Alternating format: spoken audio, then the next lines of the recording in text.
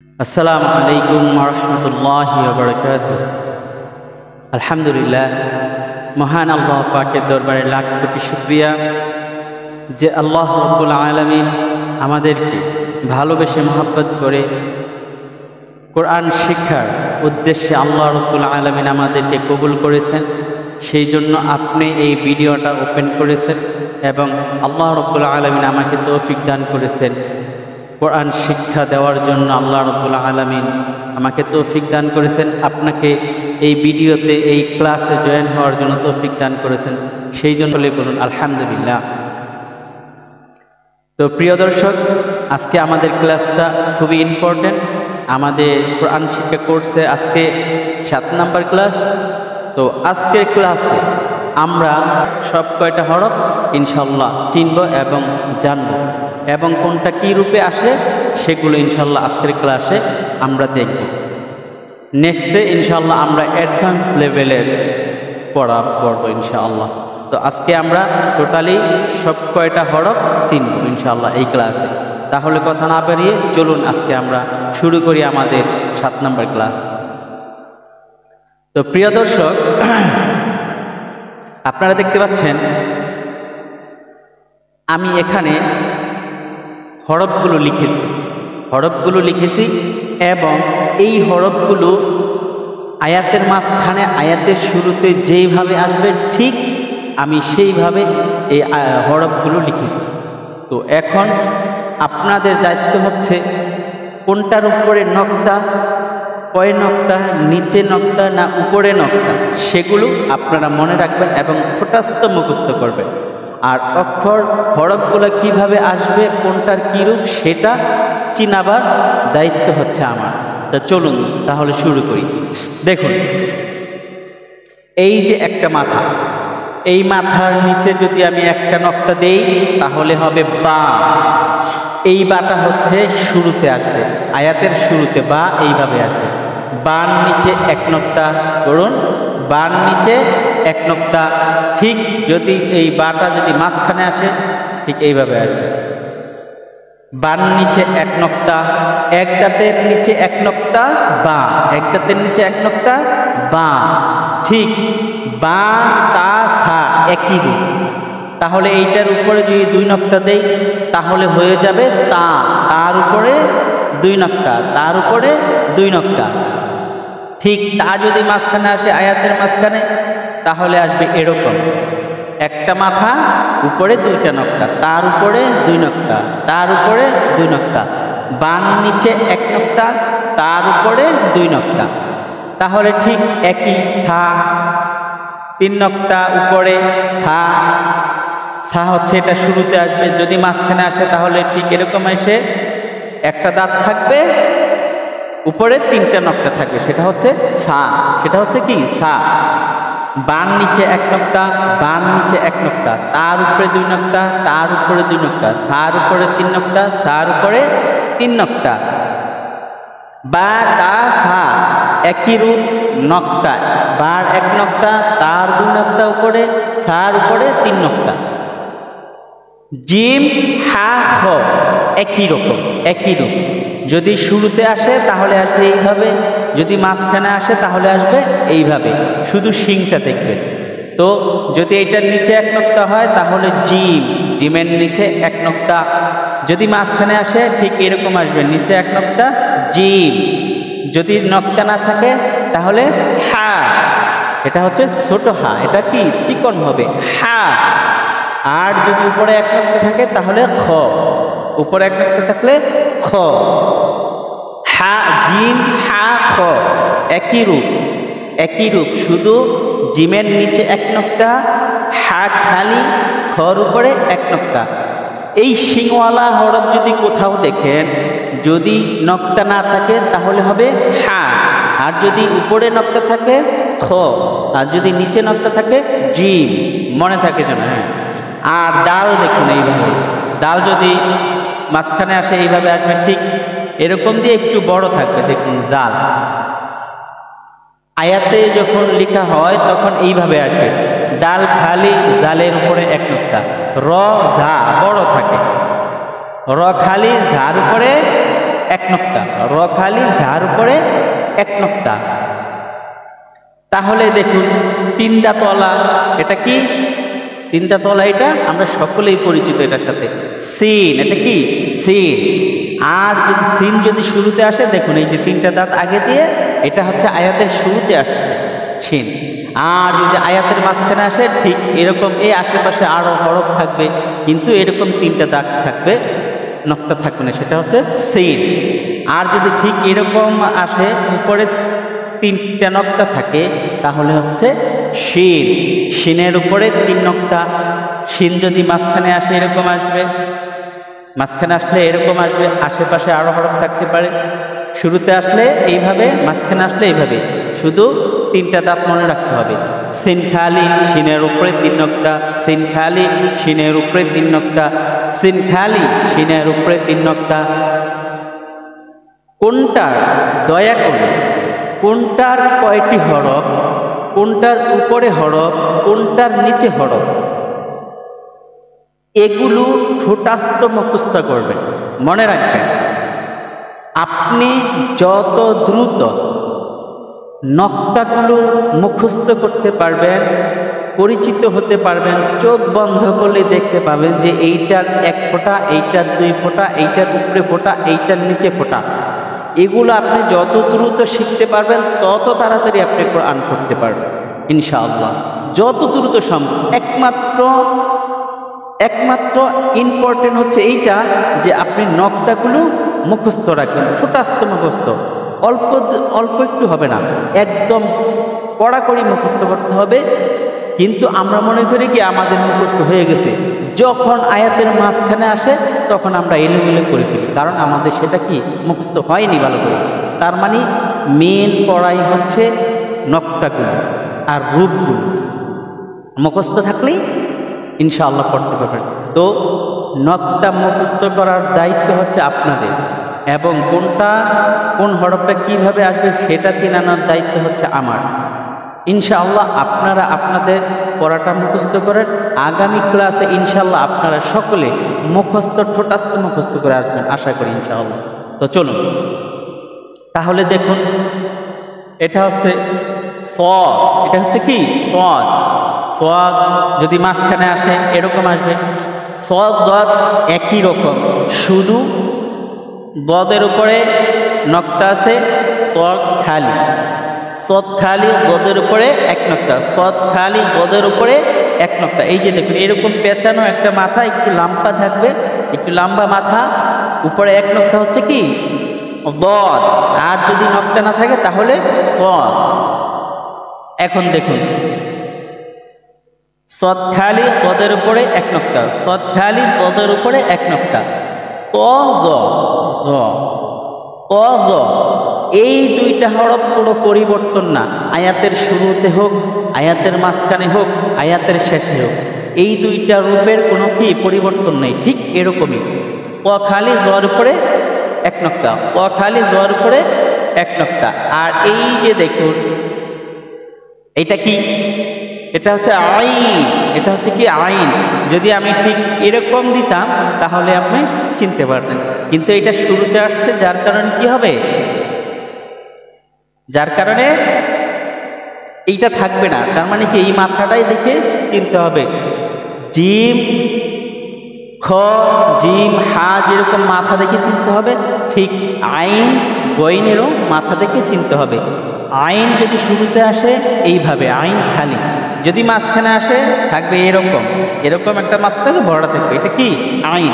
আইন খালি, আইন খালি, আইন শুরুতে, আইন আয়াতের মাঝখানে, ঠিক এটা কি আইন, এটা আইন। দেখুন এই যে আইন, এটা কি আইন, এটা কি ও সরি এটা গইন, এটা কি গইন। দেখুন আমি প্রতিটা রূপ দিতে পারি, এগুলো কি, তার মানে কি এই যখন ব্যবহার হয় তখন এগুলো ব্যবহার হয় না, তার মানে শুধু মাথাটাই থাকে। তো গইন, গইনের উপরে এক নক্তা।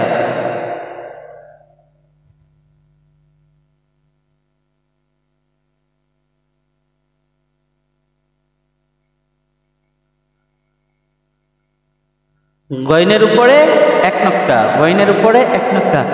গইন শুরুতে শুধু মাথাটা এইভাবে থাকবে, গইন শুরুতে আসলে ঠিক এইভাবে আসবে, আইন শুরুতে আসলে ঠিক এইভাবে আসবে, মাঝখানে আসলে এইভাবে আসবে, এইটা কখনো শুরুতে আসবে না। তো গইনের উপরে এক নক্তা, গইনের উপরে এক নক্তা, আইন খালি, আইন খালি, গইনের উপরে এক নক্তা, গইনের উপরে এক নক্তা। এখন এই যে দেখুন গোল মাথা, গোল মাথা, এটার উপরে এক নক্তা হচ্ছে ফা। এটা কি? ফা। এই যে ফা যদি শুরুতে আসে ঠিক এইভাবে আসবে, এরকম হতে পারে এটা সম্পূর্ণটা ভরা থাকতে পারে। এটা হচ্ছে কি? গোল মাথার উপরে এক নক্তা ফা। এই যে ঠিক উপরে এক নক্তা ফা, এটা হচ্ছে ফা শুরুতে আসবে, আয়াতের শুরুতে। এটা হচ্ছে আয়াতের মাঝখানে ফা। এখন সেটার আপনি ভরে দিতে পারেন ফা, ফার উপরে এক নক্তা, ফার উপরে এক নক্তা, ফার উপরে এক নক্তা। এখন দেখুন ফা, ফা, ফা এবং অপ একই রূপ, ফা এবং অপ একই রূপ, শুধু নক্তায় পরিবর্তন। অপের উপরে দুই নক্তা, ফার উপরে এক নক্তা, ফার উপরে এক নক্তা, অপের উপরে দুই নক্তা। দোনোটারই গোল মাথা, বড় মাথা। তো যদি কপ শুরুতে আসে এইভাবে আসবে, উপরে দুই নক্তা, কপের উপরে দুই নক্তা। যদি ফা আসে এইভাবে আসবে, উপরে এক নক্তা, ফার উপরে এক নক্তা। যদি মাঝখানে আসে তাহলে এরকম আসবে দুই নক্তা অপ। ফা, ফা এবং অপ একই রূপ, শুরুতে আসলে এইভাবে আসবে, মাঝখানে আসলে এইভাবে আসবে। এক নক্তা হলে ফা, দুই নক্তা হলে অপ, এক নক্তা হলে ফা, দুই নক্তা হলে অপ। তাহলে দেখুন তারপর লাম, লাম যদি শুরুতে আসে এইভাবে আসবে, লাম যদি শুরুতে আসে এইভাবে আসবে, ঠিক আছে? তার মানে এইটার সাথে আরও হরফ মিলতে পারে। বা এই যে দেখুন, আর যদি লাম এইভাবে আসে, মাঝখানে আসে এরকম ছোট করে একটু বেঁকা দিয়ে থাকবে, তার মানে কি এটা লাম। লাম খালি, লাম খালি। আর এটা হচ্ছে মিম, শুরুতে যদি মিম আসে এটা এইভাবে আসবে, মাঝখানে যদি আসে ঠিক এরকম থাকবে, মিম খালি, মিম খালি। এটা হচ্ছে মিম, এটা হচ্ছে মিম, এটা হচ্ছে আয়াতের শুরুর মিম, এটা হচ্ছে আয়াতের মাঝখানে মিম। আর এই যে দেখুন এইটার নিচে যদি আমি এক নক্তা দেই তাহলে হবে বা, যদি উপরে দুই নক্তা দেই তাহলে হবে তা, আর উপরে তিন নক্তা দিলে হবে সা। এখন উপরে যদি এক নক্তা হয় তাহলে হবে নুন, তাহলে হবে কি? নুন। আয়াতের শুরুর নুন হচ্ছে এরকম, আয়াতের মাঝখানে নুন হবে এরকম, বা তা সা নুন একই রূপ। বান নিচে এক নক্তা, তার উপরে দুই নক্তা, সার উপরে তিন নক্তা, নুনের উপরে এক নক্তা, একই রূপ, উপরে এক নক্তা, একটা তলা। যদি উপরে একটি নক্তা থাকে নুন, নুনের উপরে এক নক্তা, নুনের উপরে এক নক্তা। নুন শুরুতে এইভাবে আসবে, মাঝখানে আসবে এইভাবে। ওয়াও আমরা সকলেই চিনি, এটা কি? ওয়াও। এখন দেখুন হা, বড় হা, হাটা আসবে যদি শুরুতে আসে এইভাবে আসবে, দুইটা পেঁচানো মাথার মতো থাকবে, আর এইভাবে। এটা হচ্ছে কি? হা, এটা হচ্ছে হা। আর যদি হা মাঝখানে আসে এটা হচ্ছে মাঝখানের হা, শুরুর হা, মাঝখানের হা। আর এটা হচ্ছে গোল হা, এটা কি? গোল হা। আরেকটা হা আছে যেমন এরকম, এটা হা, হা। এবং কি এটার উপরে যদি আমি দুই নক্তা দিয়ে দিই হয়ে যাবে তা। এটার উপরে কি? দুই নক্তা দিয়ে দিলে হয়ে যাবে তা। তাহলে এটা হচ্ছে শুরুর হা, এটা হচ্ছে মাঝখানের হা, আর এই হা দেখলে আমরা সকলেই চিনব। আর একটা এই হার পরিবর্তে এইটাও হা, এটাও কি? সরি, এই দুই নক্তা থাকলে তা। আর যদি খালি থাকে এটা কি? এটা আয়াতের শেষের হা, তাহলে হা খালি, হা খালি। আরেকটা নক্তা আছে, আরেকটা হরফ আছে, সেটা হচ্ছে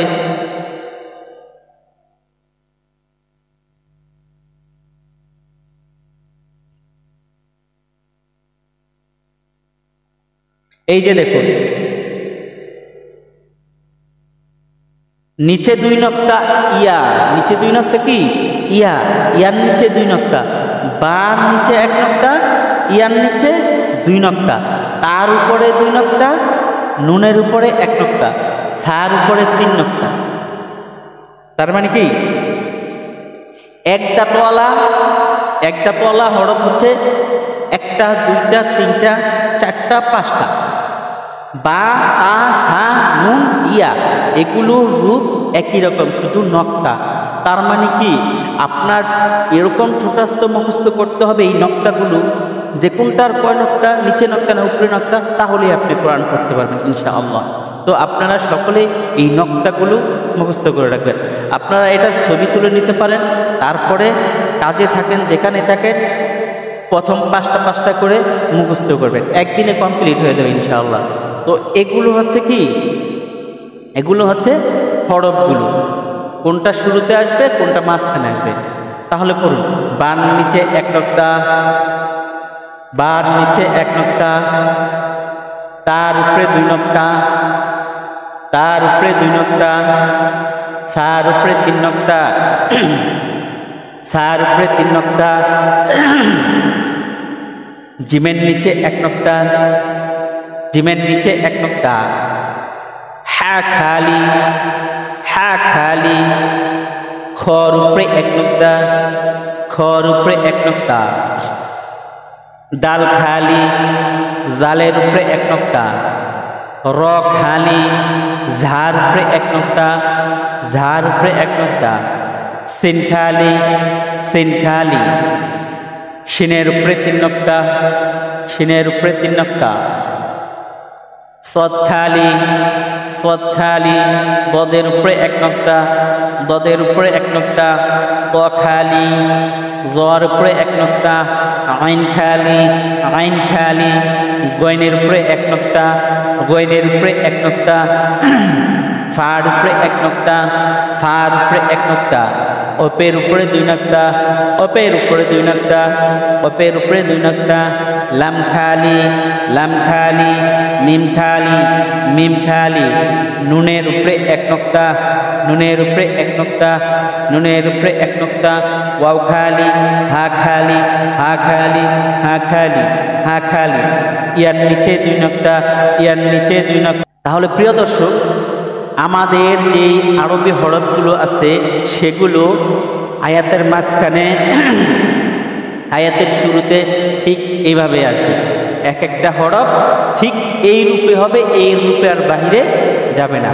তাহলে বা আয়াতের শুরুতে, বা আয়াতের মাঝখানে, তা আয়াতের শুরুতে, তা আয়াতের মাঝখানে, সা আয়াতের শুরুতে, সা আয়াতের মাঝখানে, জিম আয়াতের শুরুতে, জিম আয়াতের মাঝখানে, হা আয়াতের শুরুতে, হা আয়াতের মাঝখানে, খ আয়াতের শুরুতে, খ আয়াতের শুরুতে, দাল, জাল, র, ঝা, সিন আয়াতের শুরুতে, সিন আয়াতের মাঝখানে, সদ আয়াতের শুরুতে, সদ আয়াতের মাঝখানে, শিন আয়াতের শুরুতে, এই শিন আয়াতের মাঝখানে, দদ আয়াতের শুরুতে, দদ আয়াতের মাঝখানে, ক জ একই রকম, আয়াতের শুরু এবং মাঝখানে একই রকম, আইন আয়াতের শুরুতে, আইন আয়াতের মাঝখানে, গইন আয়াতের শুরুতে, গইন আয়াতের মাঝখানে, ফা আয়াতের শুরুতে, ফা আয়াতের মাঝখানে, অপ আয়াতের শুরুতে, অপ আয়াতের মাঝখানে, লাম আয়াতের শুরুতে, লাম আয়াতের মাঝখানে, মিম আয়াতের শুরুতে, মিম আয়াতের মাঝখানে, নুন আয়াতের শুরুতে, নুন আয়াতের মাঝখানে, ওয়াও, ওয়াও সবসময় একই থাকে, হা আয়াতের শুরুতে, হা আয়াতের মাঝখানে, হা আয়াতের শেষে, হা আয়াতের শেষে, ইয়া আয়াতের শুরুতে, ইয়া আয়াতের মাঝখানে, ইয়া আয়াতের শেষে। তো ইনশাআল্লাহ দর্শক, আজকে আমরা এখানে এই আরবি হরফের পরিচয় এবং রূপগুলো শেষ করলাম। এখানে আমরা ক্লাস এখানে কি করলাম, শেষ করলাম এটা, এবং আগামী ক্লাসে ইনশাআল্লাহ আমরা অ্যাডভান্স লেভেলে যাব, শেষ করলাম। এগুলো আপনারা সকলে নকটাগুলো মুখস্থ করে রাখবেন, নকটাগুলো সুন্দর করে ঠোঁটাস্থ মুখস্থ করে রাখবেন ইনশাআল্লাহ। আজকের মতো এখানেই শেষ করছি। আল্লাহ রাব্বুল আলামিন আমাদেরকে কবুল করুন।